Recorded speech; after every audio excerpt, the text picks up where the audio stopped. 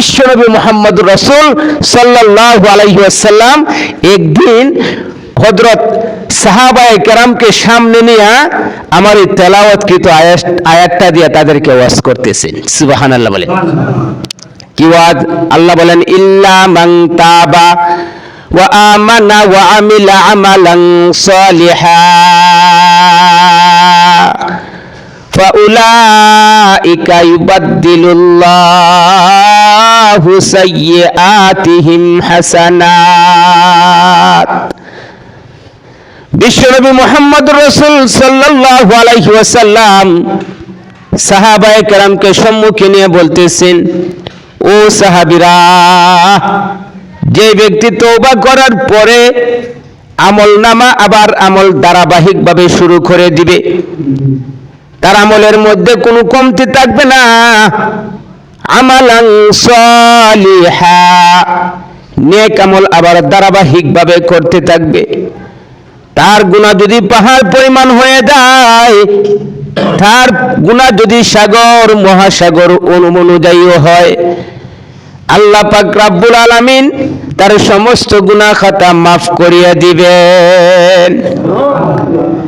এরপরে রাসূল বলেন, সাহাবীরা রে, শুধু মাফ করবেন তাই নয়, আল্লাহ পাক রব্বুল আলামিন আয়াতের মধ্যে অংশে বলেন ইল্লা মান তাবা ওয়া আমানা ওয়া আমিলা আমালান সালিহা ফাউলাইকা ইউবাদদিলুল্লাহু সাইয়্যাতিহিম হাসানাত। রাসূল বলেন, সাহাবীরা, আল্লাহ পাক রব্বুল আলামিন তাদের গুনাহকে আল্লাহ নেকি দ্বারা রূপান্তরিত করে দিবেন।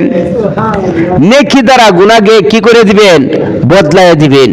তাহলে তওবার কতটুকু গুণ, যে তওবা করার মাধ্যমে এর আগে গুনাহ ছিল, এখন আর গুনাহ নাই, যেই পরিমাণ গুনাহ ছিল এই পরিমাণ নেক হয়ে গেছে। সুবহানাল্লাহ। এই পরিমাণ কি হয়ে গেছে?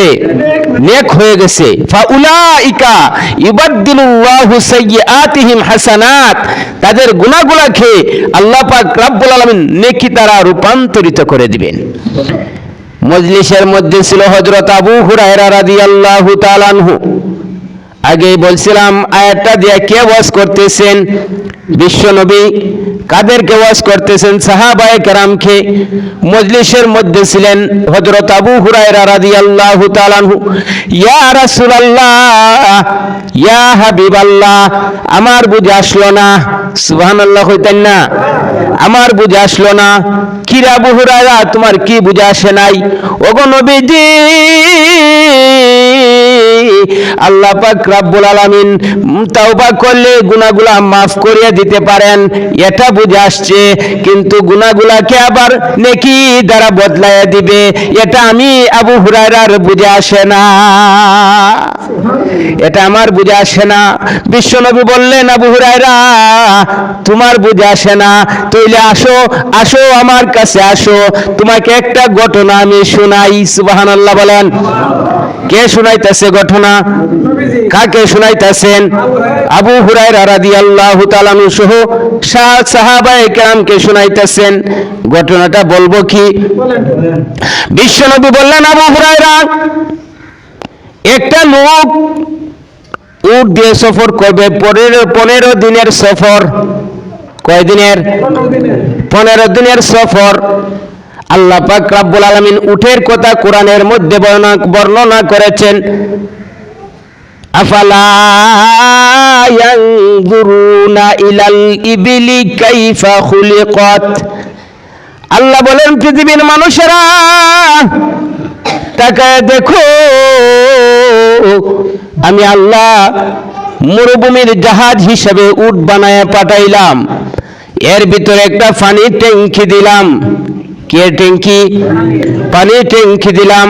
একটা উট মালিক যখন সফর করতে বাহির হয়, মালিক সফর করার আগে উটের সামনে পানি দেয়া দেয়। উট একদিনেই, এক টানেই, এক পেপাসাই তার 1 মাসের খোরাকি তার ভিতরে পানির ট্যাঙ্কির ভিতরে জমা করে নেয়। পরে সফর করে একদিন যায়, পর্যাপ্ত পরিমাণ পানি ওই জায়গা থেকে নিয়ে পান করে।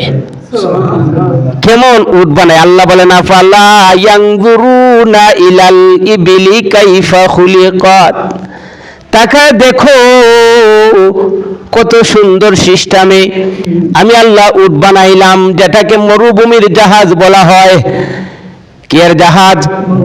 তার পেটের ভিতরে আল্লাহ একটা পানির ট্যাঙ্কি দিয়েছেন, পানির ট্যাঙ্কি স্টক করিয়া পানি রাখতে পারে।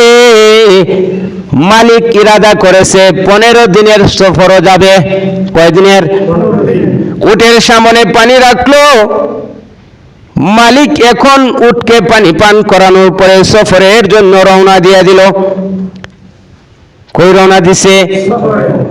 সফর রওনা দেওয়ার পরে 1 দিন 2 দিন 3 দিন যায়, রাত দিন সফর করতে করতে ক্লান্ত হয়ে গেছে মালিক। কি হয়ে গেছে? এবার মালিক চিন্তা করলো,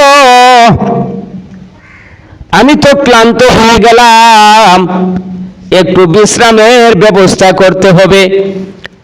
দেখি পাশে কোনো বাগান অথবা গাছ পাওয়া যায় কিনা। সামনে গিয়ে একটা গাছ পেয়েছে। গাছটার মধ্যে উটটাকে বাঁধিয়া গাছের ছায়ার ভিতরে, উটের ছায়ার ভিতরে মালিক ঘুমন্ত অবস্থায়। 3 দিনের ক্লান্ত শরীর যখন শুইছে সাথে সাথে ঘুম আসিয়া গেছে। ঘুম থেকে উঠিয়া দেখে যেই উট সে গাছের সাথে বাঁধিছিল, এই উট আর গাছের মধ্যে নাই, হারিয়ে গেছে।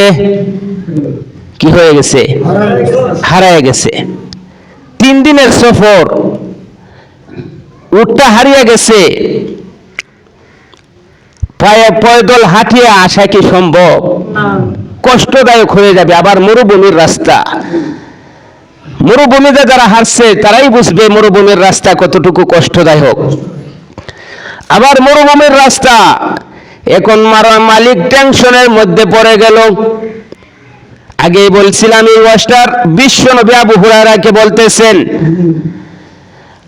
নবীজি বললেন, আবু হুরায়রা, এখন মালিক টেনশনের মধ্যে পড়ে গেল। কি ব্যাপার? আমি তো টেনশনের মধ্যে পড়ে গেলাম, আমি বাড়িতে কিভাবে যাব, গন্তব্যস্থলে কিভাবে পৌঁছবো, আমার উটটা তো হারিয়ে গেছে। মালিক কাঁদতে কাঁদতে আবার ক্লান্ত হয়ে গেছে। এমনিতেই মালিক আবার ঘুম আসিয়া গেছে, আবার ঘুমন্ত অবস্থায় চলে যায়। এবার ঘুম থেকে উঠিয়ে দেখে হারানো উট ওই গাছের কাছে আসিয়া দাঁড়ায় রয়েছে। মালিক খুশি না বেজার? খুশি না বেজার? এবার মালিক খুশি হয়ে আল্লাহর কাছে দোয়া করে। কার কাছে? উটটা কে দিয়েছেন? হারানো মাল কে পাওয়াই দিয়েছেন? এবার মালিক আল্লাহর কাছে দোয়া করে, আল্লাহ,